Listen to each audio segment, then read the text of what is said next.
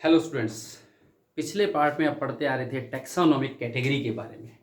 Taxonomic category जिनको animals को 7 obligate categories के अंदर डिवाइडेड किया गया था।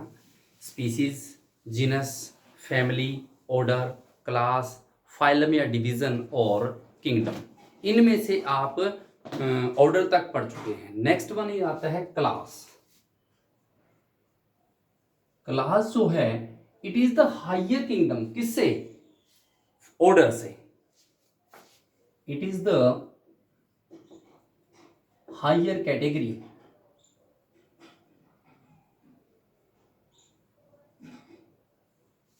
देन द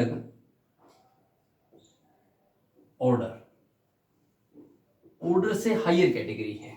क्लास में क्या है? क्लास इंक्लूड्स वन और मोर ऑर्डर्स। क्लास में एक या दो ऑर्डर्स की जो it is a group of, कह सकते हैं it is a group of one और मोर ऑर्डर्स। ऑर्डर की जो कैटेगरी थी उसमें एक या दो ऑर्डर्स को मिला करके ये जो ग्रुप बनता है वो इसमें होता है क्लास के अंदर। फॉर एग्जांपल जैसे हम रोडेंटिया रैट ले लेते हैं, प्रीमाटा मंकी है, गोरिल्ला है, गिबन है, and carnivores cat and dogs all are placed in a single class. Different order होने के बावजूद भी इनको एक क्लास में रख दिया। कारण क्या है? इनके अंदर स्पेशल फीचर एक मैच करता है मैमलिया, because they contain mammary glands as well as the body is covered with hair. For example, rodentia, rats, primata, monkey, gorilla, gibbon,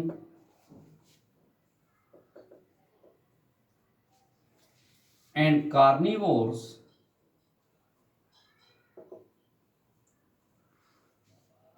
dogs and cat are placed in a class।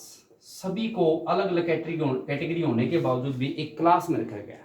क्यों रखा गया? इन सभी के अंदर एक feature match करता है, वो क्या? Mammary glands. Class Mammalia, because these animals contain mammary glands, milk secretion glands होती हैं इनमें, and the skin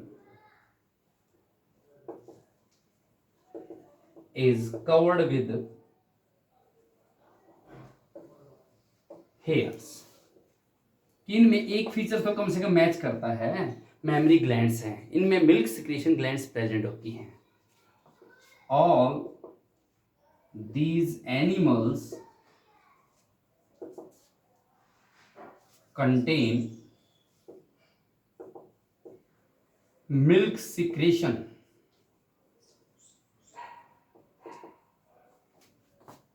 glands।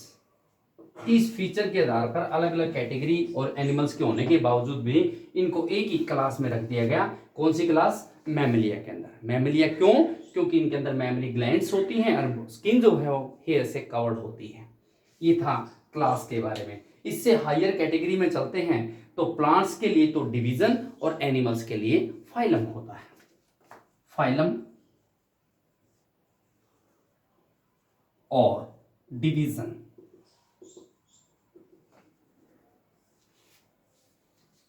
It is the group of one और मोर क्लास। ये एक या एक से ज्यादा क्लासेस का ग्रुप है। And the higher category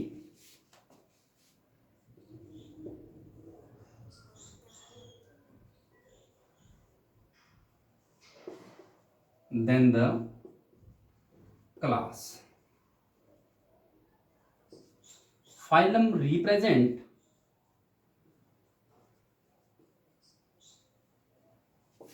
the animals and division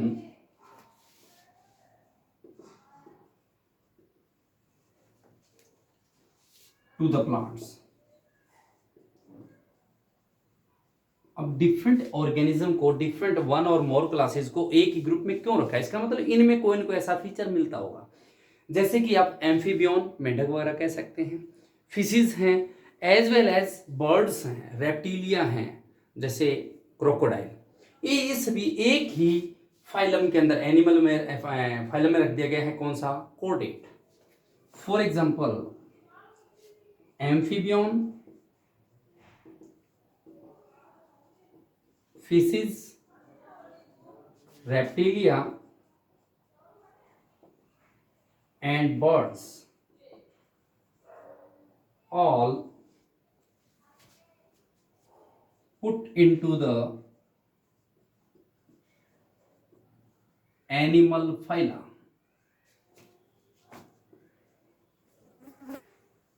कौन सा फाइला? कॉर्डेट।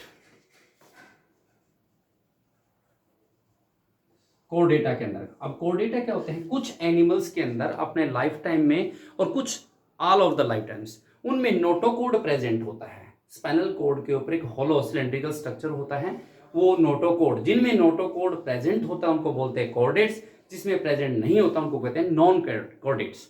तो ये कोर्डेट में रखा क्योंकि amphibian, fishes, reptilian, birds all contain notochord, और नोटोकोड प्रेजेंट है इसलिए इनको किस में, कौन से फाइल में रख दिया गया? कोर्डेट के अंदर। Chordates या chordata are the animals which contain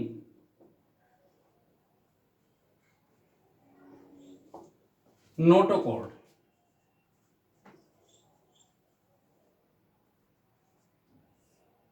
in their some stages of life.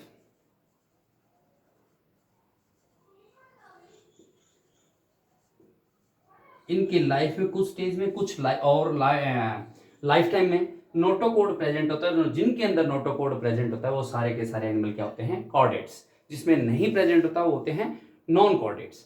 तो रेप्टिलिया है, एम्फीबियन है, फिश है, बर्ड्स हैं, इन सभी को एक ही फाइलम में रखा कॉर्डेट के कारण से। क्यों? क्योंकि इसमें नोटोकोड प्रेजेंट होता है। तो इनमें एक फीचर तो शो हुआ ना, इस फीचर के कारण से फाइलम में इसको कैटेगराइज कर दिया गया। Notochord is a hollow cylindrical structure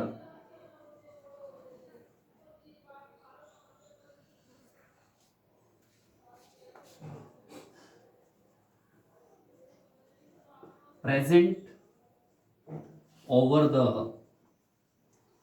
spinal cord.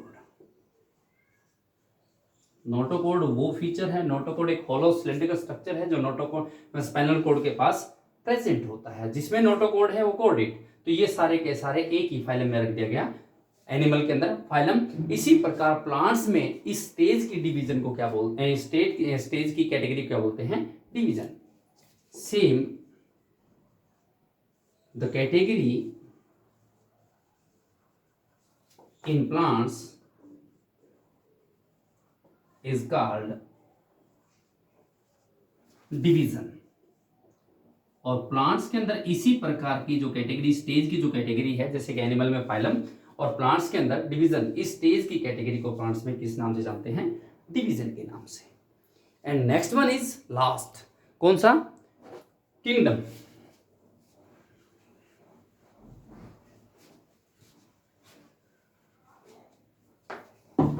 Last one is kingdom.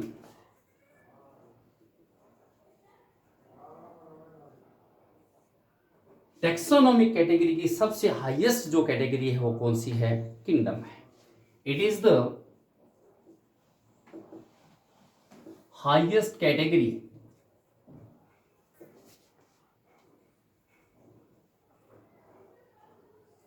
of the animals and plants. ये एनिमल और प्लांट की सबसे बड़ी जो कैटेगरी है किंगडम कहलाती है। नंबर ऑफ ऑर्गेनिज्म इसमें सबसे ज्यादा होते हैं, लेकिन डिसिमिलरिटी वो भी ज्यादा होगी। सिमिलरिटी कम, डिसिमिलरिटी ज्यादा होती है। This category contain the most number of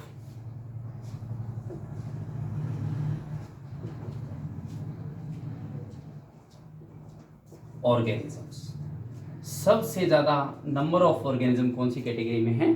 kingdom के अंदर है। एंड लेस सिमिलरिटीज, सबसे कम सिमिलरिटी भी किंगडम के अंदर प्रेजेंट है। किंगडम कितनी? एनिमल की तो एनिमल किंगडम और प्लांट्स है तो plants kingdom. There are 2 category of kingdom.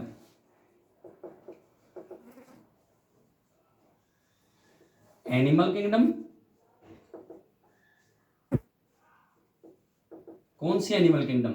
वे एनिमल्स, वो ऑर्गेनिज्म जिनके अंदर क्लोरोफिल नहीं होता, सेल वॉल प्रेजेंट नहीं होती, उनको कैटेगराइज किसमें कर दिया गया? एनिमल के अंदर।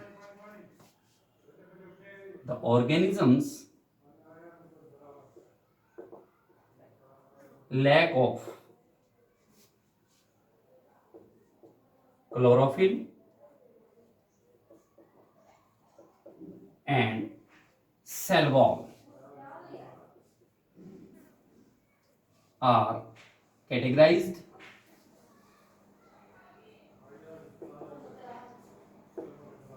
in this kingdom।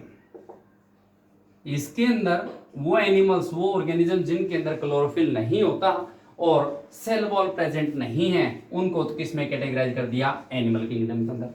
Second one, जिनमें क्लोरोफिल कंटेंट होता है उसके साथ साथ सेल वॉल प्रेजेंट होती है, उनको कैटेगराइज किस में कर दिया? प्लांट्स के अंदर।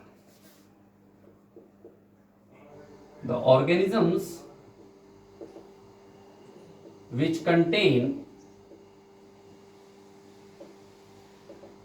Cell wall and chlorophyll, those are categorized